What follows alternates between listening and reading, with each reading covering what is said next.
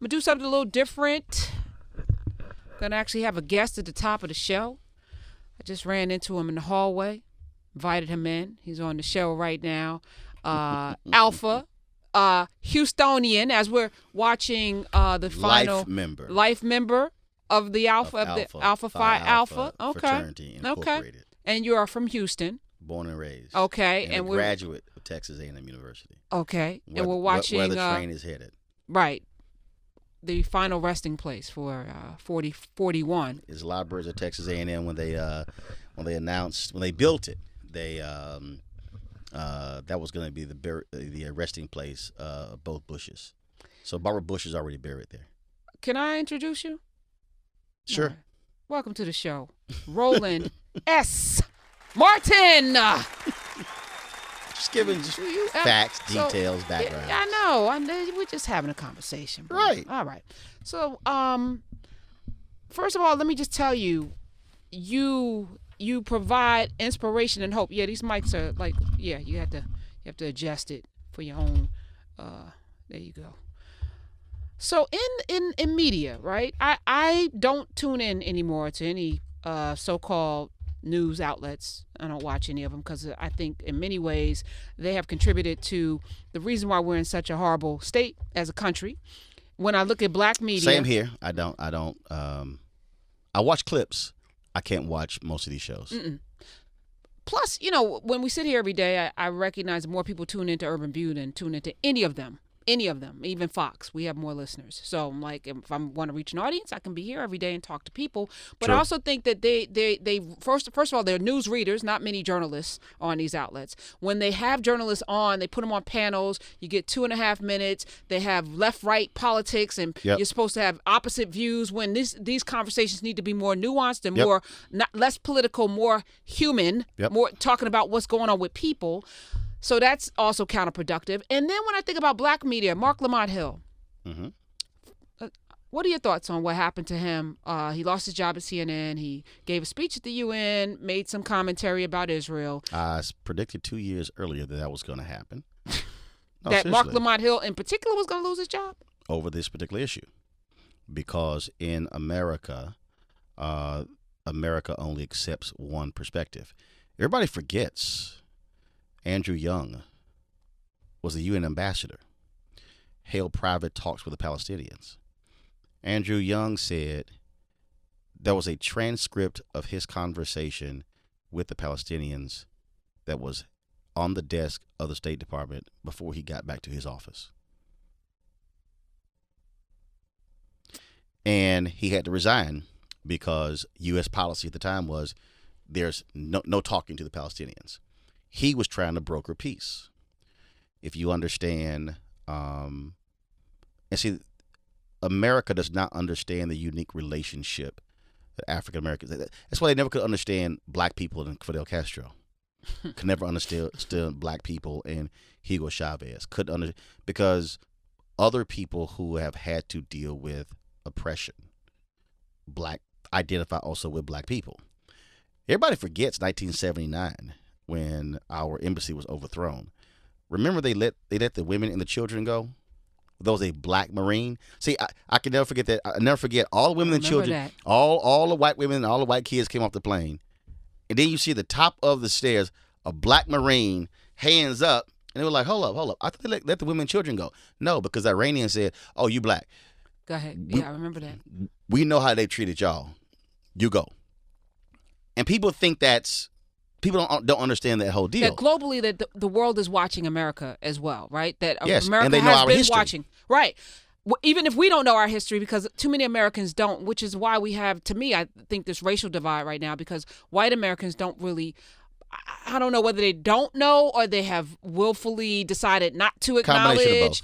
But the world is very clear about the history of this country, which is why we look like hypocrites so frequently. All the time. And so let's get back to Mark Lamont Hill. So the issue there is 2.5 years ago, he's been talking about this. Right. And so the reality is if you hold a view that is sympathetic to the Palestinians and there's any perceived criticism of Israel, you are going to be ripped. So it's as if you cannot have an actual conversation. You cannot You have always have to be measured. Did you find yourself yes. avoiding having these conversations when you were on CNN? It was rarely I was actually involved in any of those conversations because it wasn't That wasn't your wheelhouse per se. right. But those were not. That's not Mark's either. No, She no, said no. he has an opinion. No. Mark is actually visited. Mark is actually he was on. He went last year. That is actually something that he has been very much involved in. So that's a part of who he is. So 'cause I remember when he took a trip, but the same thing happened during the Florida campaign. Ron DeSantis attacked Andrew Gillum because of the Dream Defenders and their position on the issue of Palestinians, and so you have that. So you have to ask. You have to ask the question: can you have a actual discussion? And so then the question also goes to CNN. Okay, so why did you fire him? Did you fire him because of, I don't know, from the river to the sea? Was it because of that? Or Right, because was that was actually, he used that to make a larger point, and it wasn't in the same vein. So he was being clever with that term. I don't think he meant that he wanted to see Jews driven into the sea. I don't think he meant that at all. So again, as somebody who that's not my thing, I would, again, as a journalist, the first thing I say is, okay, where does that phrase come from? And so the deal was, Hamas used it. Okay, again, as a journalist, Right. and this is not my thing. I would then go, okay, did anybody use that before them? When was it first used? Was it co-opted? Was it created by them? So let's say the phrase was used in the 1930s. In which had a totally different meaning than if Hamas used it. So are you now saying that the phrase can't be used because they used it? And so again, to me, those are just, again, those are questions that I would ask if I don't know the history of the phrase. I don't know the history of why that's a major deal. But to fire somebody without having a conversation, because I don't think it was. No, there wasn't a conversation. Right, there was no conversation. Well, His agent was told that position is not consistent with our beliefs. Oh, but you have Corey Lewandowski. See, but Rick Santorum. But see, right. No, I'm yes. Scaramucci and others who. So those positions that each of those men hold, Hugh Hewitt, those positions are consistent with CNN. Hewitt is at MSNBC. Oh, sorry. Yeah, they all blur to me. But again, which first of all, CNN. Now here's the other thing: you are a journalistic institution who just sued the President of the United States, dealing with Jim Acosta on First and Fifth Amendment grounds. So to me, if you're going to be a journalistic institution and you're going to fire Mark Lamont Hill, you should have the guts and the decency to tell the public why you terminated his deal. It shouldn't just be he's no longer here. That has nothing to do, axe to grind. No, but it's just basic. And see, this has been a position that I've always maintained, which is why many people in the media are hypocrites. We report on other folks who get fired. But when media fires folks, we clam up and go, that's personnel. We can't discuss those things. Right. It's at will. And so we don't want to. It's sort of like when I was in Fort Worth, we had a publisher, our editor, Debbie Price, who was awful. She was awful. I mean, that was very consistent. She was awful. She had never been a publisher. Is verifiable? She'd never been he'd never been an editor in her allegedly. She'd never been an editor in her entire career. Not in college, not in high school. She went from columnist to editor of the paper. Rich Connor made her the editor, and we were all like, "What the hell are you doing?" But it was interesting because there was a guy who was the biggest fundraiser for the sheriff, who used the N-word in an interview with a reporter, and it wasn't in the story. Well, that story got leaked, so she calls a staff meeting and was just trashing everybody. And how dare you do this to the paper? It leaks out, and I started laughing in the meeting, and she glared at me, and they're like, "Why are you laughing?" I'm like, "Because we live on leaks." It's like you are happy as hell if one of your reporters gets something that no one else knows that was leaked to you by a source. So now you're indignant because a weekly paper wrote a story about us that got leaked. To me, that's just stupid. Okay, that's kind of what we do. And so if you're CNN, have the guts to openly say why you fired Mark Lamont Hill. Because other people who work there kind of need to know what the line is. When they fired Jeffrey Lord, they said because he made the Heil Hitler sign, and okay, got it. You said it. Okay, we know what that is. So I don't it trips me out when these media companies all of a sudden, oh, no, we're not going to say anything because that's just an internal matter. No, it's not. It's a public figure who's on your network. So don't on one hand sue the president, sue Donald Trump on First Amendment grounds, but then you don't want to say jack as to why you fired Mark Lamont Hill. That's just ridiculous to me. We're talking with Roland S. Martin here on the Karen Hunter Show. Number here is 866-801-8255. I'm impressed with your pivot. You were on News One, which is the Kathy Hughes, Alfred. Show was News One, TV One, yeah. TV One, right. Okay. Now you're doing your own thing. Unfiltered. Roland RSM. Unfiltered. And people can stream you every single day on the Twitters, through Periscope, on YouTube, on Facebook Live. You have basically just done your show. Now that you are in this space, you own it. You own your show. I would say it's not a pivot. It's not a pivot. So it was funny. I had one person who was trying to criticize me by saying, "Oh, you can't keep a job at the network, so now you want to go independent." And I started laughing because most of my career has been independent. Yeah, no, that's true. I mean, that's I how went I met to. You. Yeah. I mean, I spent 2.5 years in daily newspaper, Austin and Fort Worth.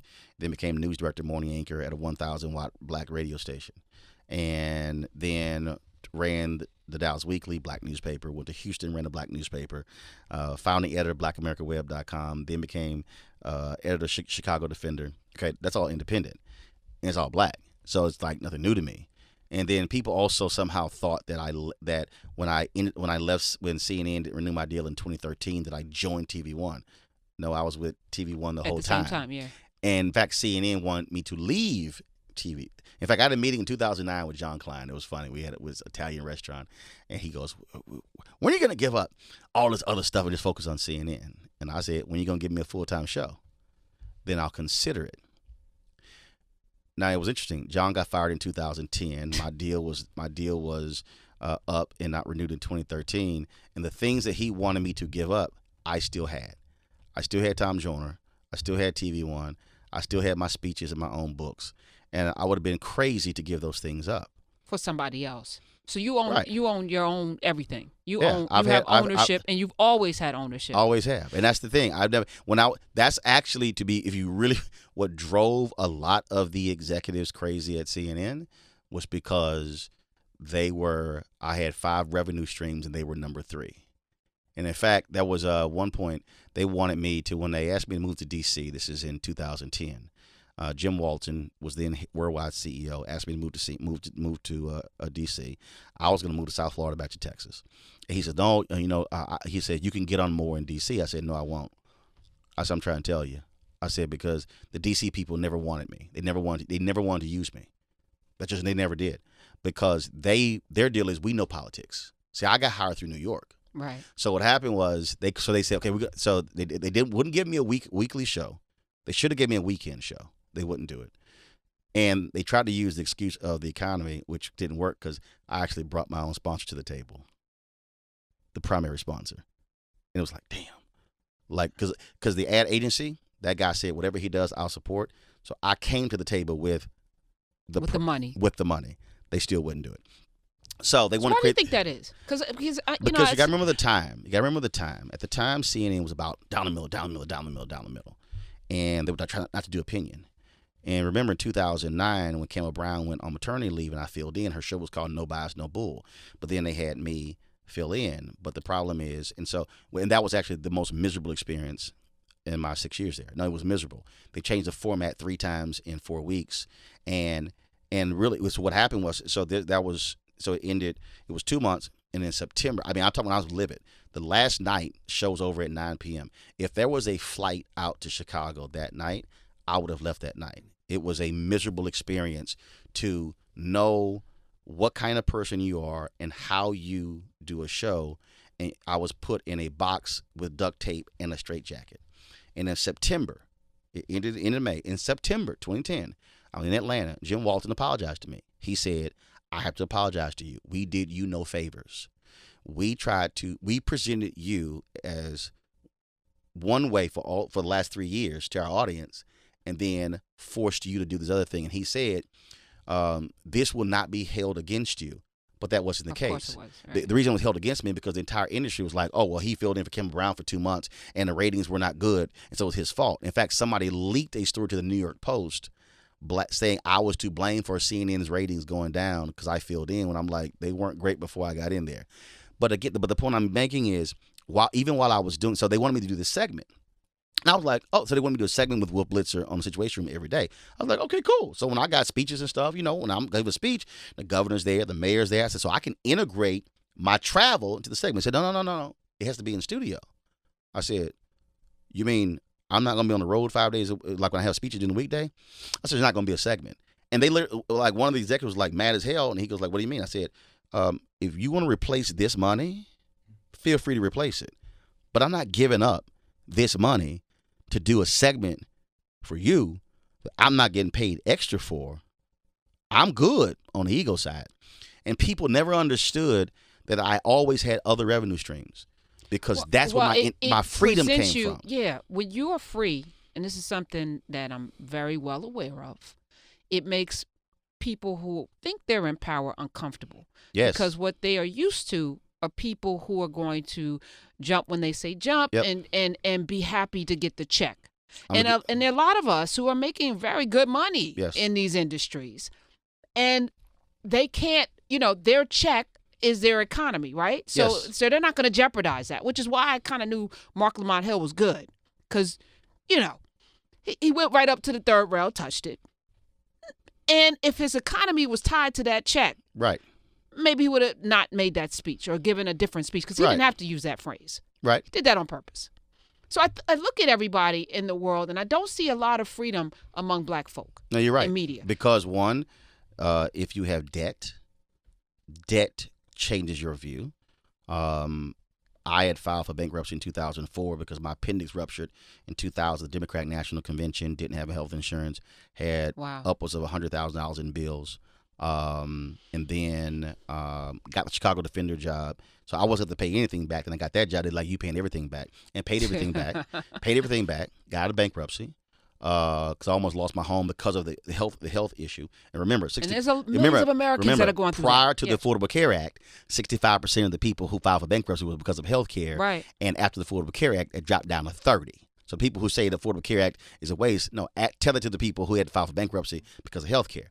But what happened was, for me, so I paid my house off, and I'm like, we ain't gonna have credit cards. So I didn't have debt. And I remember being in a meeting with a white male executive producer who was talking in a very paternalistic tone to me at CNN.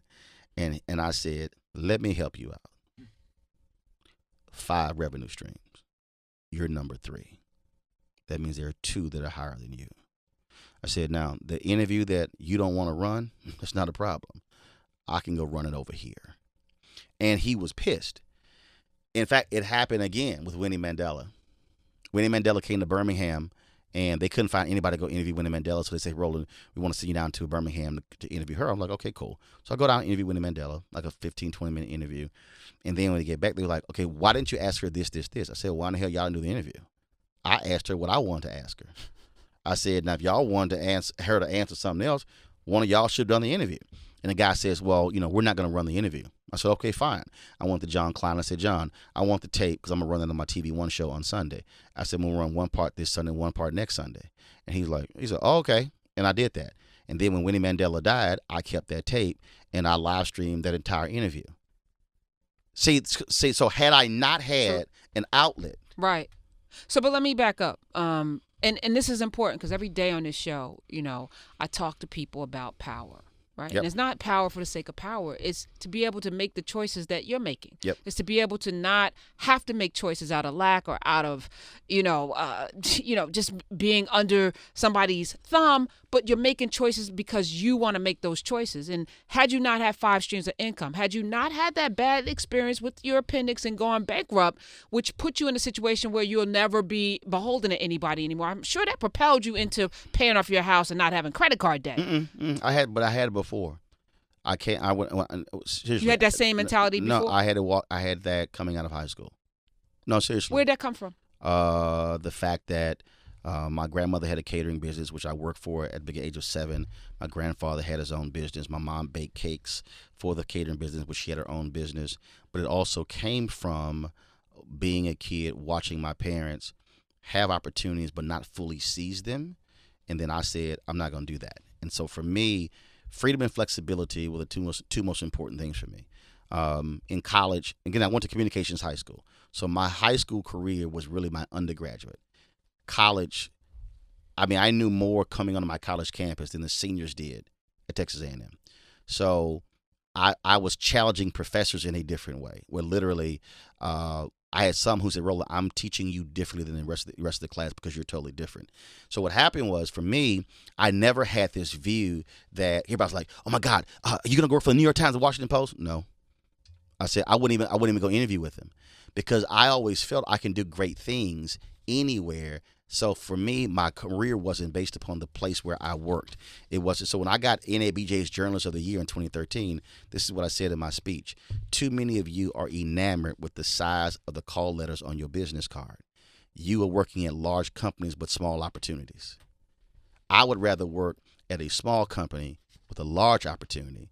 And then I told them, I said, when I have been at the table with the President of the United States, I wasn't in the room because of CNN. I was in the room because I hosted the show on TV One.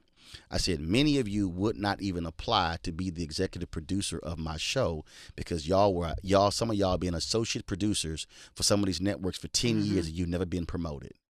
Right. So how? Because you thought my stuff. Well, that's just. But that's the ice water is colder. Integration But destroyed black businesses because But they're parking lot militants where they complain. Right. Well, we know this, right? And my deal is, so I'm on this whole deal of trying to get us to understand that no, it's the opportunity. It's not the company. It's what am I doing?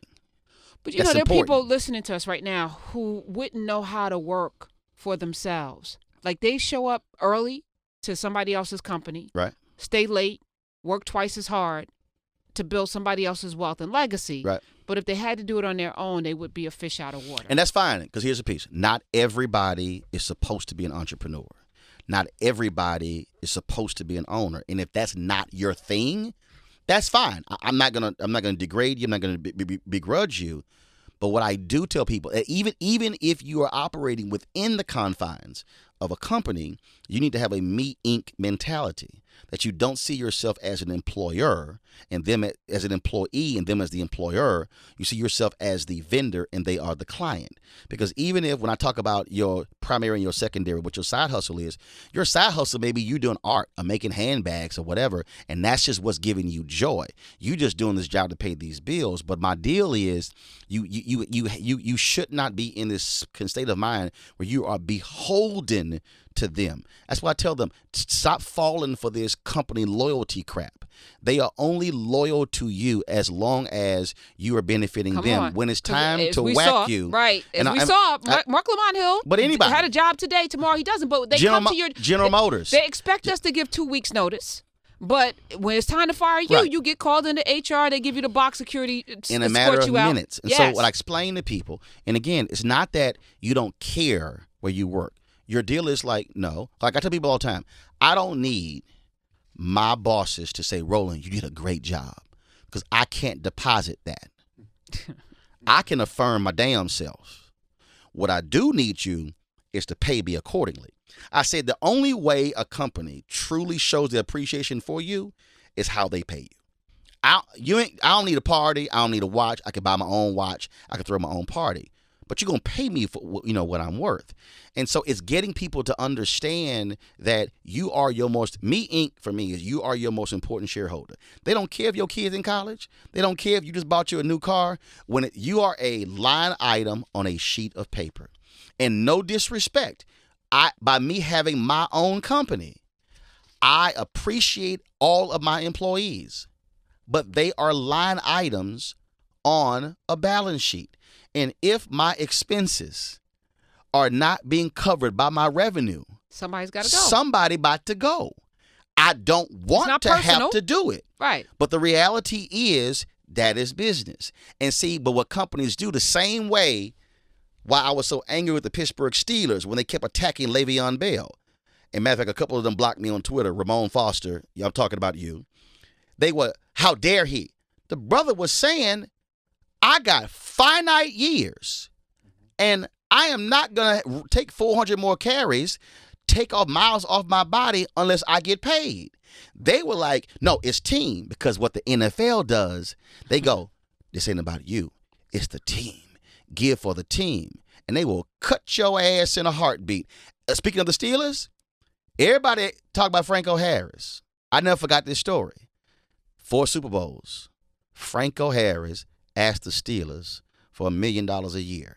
He was maybe 300 yards or so from breaking Jim Brown's all-time record. They traded his ass. Everybody forget, Franco Harris did not retire as a Steeler.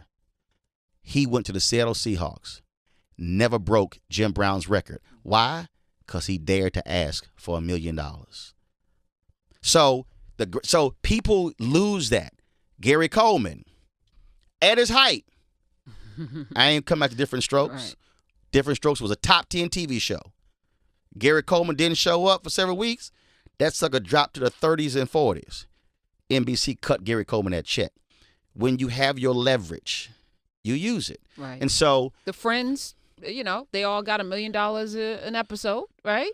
That last season, because they came So it's two things collectively. too. They there you came go. together. There you go. And they said, all right, because if it was just Rachel or just Ross, it would have been as impactful. And there are two things we need to learn how to do: move collectively when the time comes, and also value ourselves. So know our value. So when you talk about collective, I have extreme concerns about black media.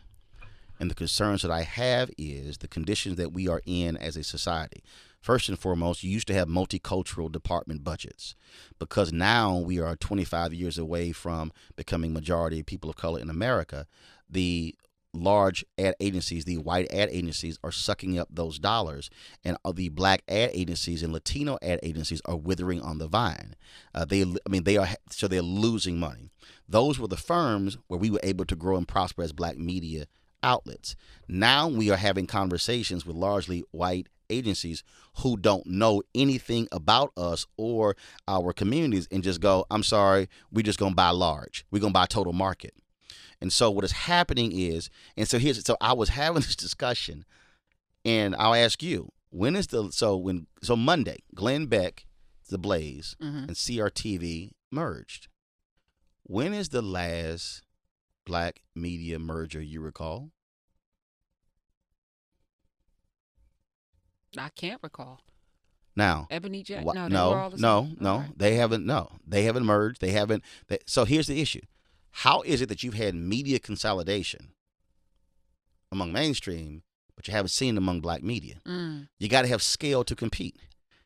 So what happens is you have these little entities. Hold on. What ends up happening? Because I'm just thinking about The Root was purchased by Univision. Yes. Right. So you got Very Smart Brothers. You have like a whole list of black entities under a Hispanic-driven, media powerhouse, which doesn't really promote black Gizmo Media. Come on. They put Gizmo Media up for sale, will not sell The Root individually, because you know why? Because the two most important brands among all of those websites are Deadspin and The Root. Right. And so again, just is to get people to understand. Yeah, but they don't have ownership. That was a Skip Gates brainchild, and they have no ownership of their own. Well, remember, it was a Skip Gates brainchild. Well, he had Africana.com. Right. Then sold that, but then he created the Root with the Washington Post. Right. And then when they got sold, that went to Univision. Now Univision wants to sell Gizmo Media. But the issue that what I'm looking at here when I talk about media consolidation is the fact that the Nielsen report just showed that 3.6 million black people are listening every week to podcasts. Not a single black major media company has announced a large podcasting division. Why not? That's the craziest thing in the world to me. It makes no sense. You know why? It makes, but you do know why? because I'll say this because I also believe it's thinking small. It's maintaining just where I am, and the problem with that is understanding scale. It's sort of like, I've created this digital show. Let me be real clear. I've had discussions with multiple people. None have come to fruition.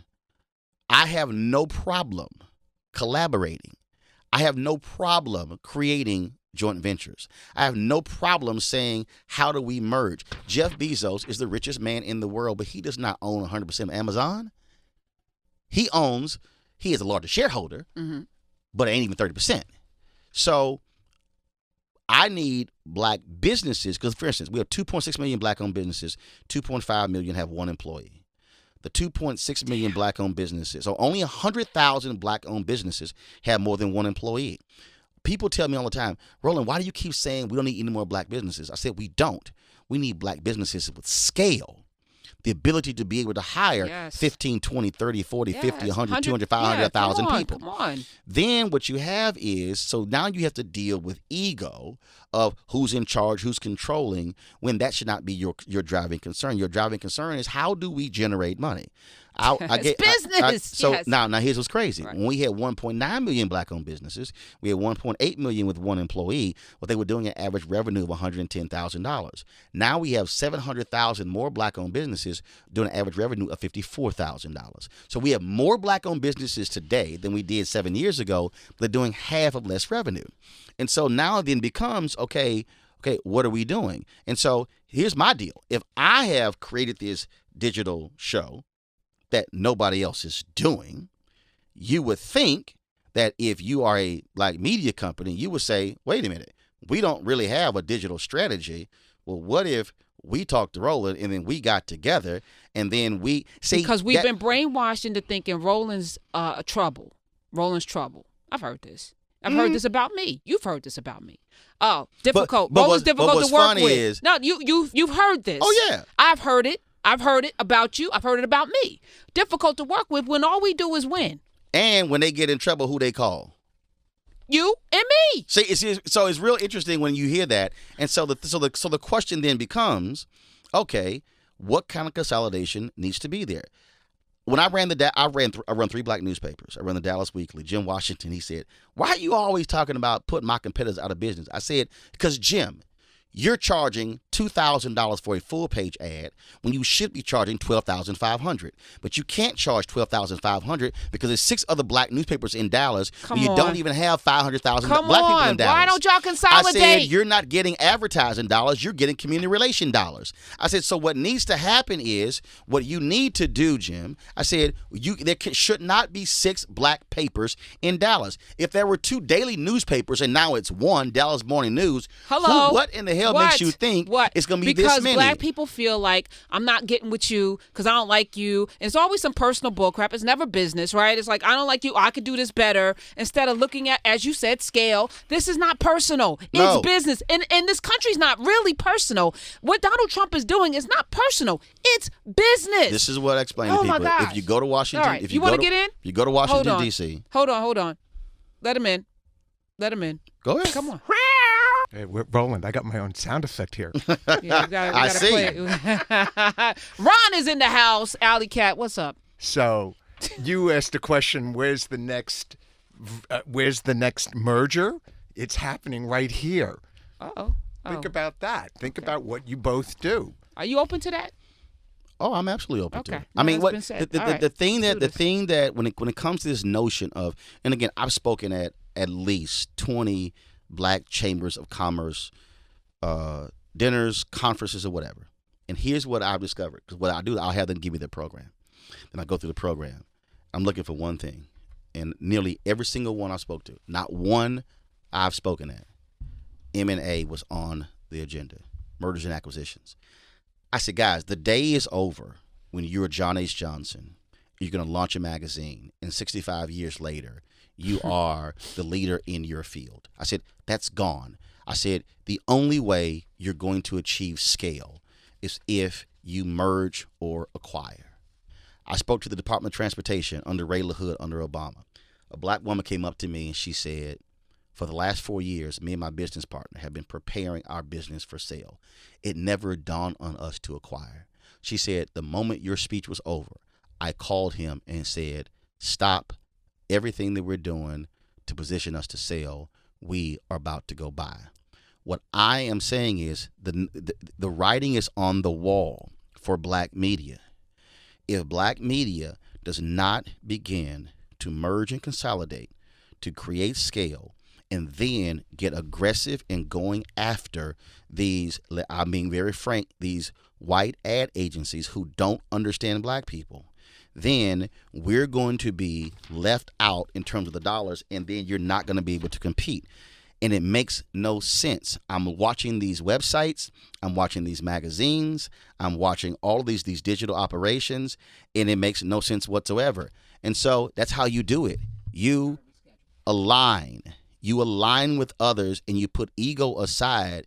And again, if you tell me that, Roland, you can have you'll own 25 or 30% of a $50 million company, Come on. versus you owning 100% of a company that's not even doing 500,000, hell yeah, I want the 25, 30%. And so, and you're taking advantage of skill sets. And I'm telling you, as somebody, I have had at least 10 different conversations with different black media companies, or I've even had some who said, hey, good luck. And I'm going, you're not even going to ask for a sit down to say, how can we? But it's all personal, Roland. All right, when we come back.